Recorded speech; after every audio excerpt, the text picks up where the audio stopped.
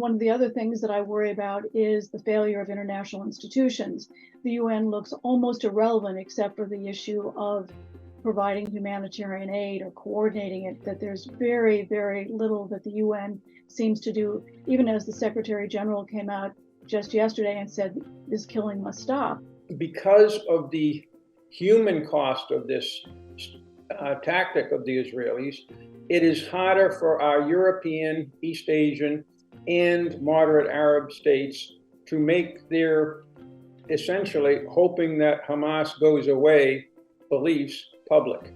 So the United States has to deal carefully with that. You have the potential that with October 7 onward, there's less media attention on Ukraine because the world's focus has shifted to Israel and Gaza. You have the potential that there's less military support for Ukraine because the US in particular, their focus has shifted to Israel. And the fact that some of the BRICS members, such as South Africa, were willing to shirk their obligations under international law, this is where we should see this as a worrying trend.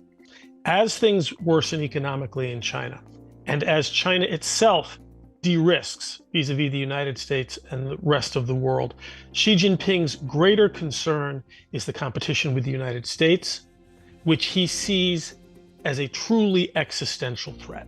I think we need to dramatically use far more leverage than we're using now, and we have the leverage with Israel to stop dramatically the misbehavior and worse in the West Bank against Palestinians. China's plan is not to continue to grow at only 2%. It hasn't yet reconciled its lowering capacity, at least in the short term, with its considerable both domestic and international ambition. In the Middle East, when China tells its own people the story of what's happening there, it does not begin on October 7th.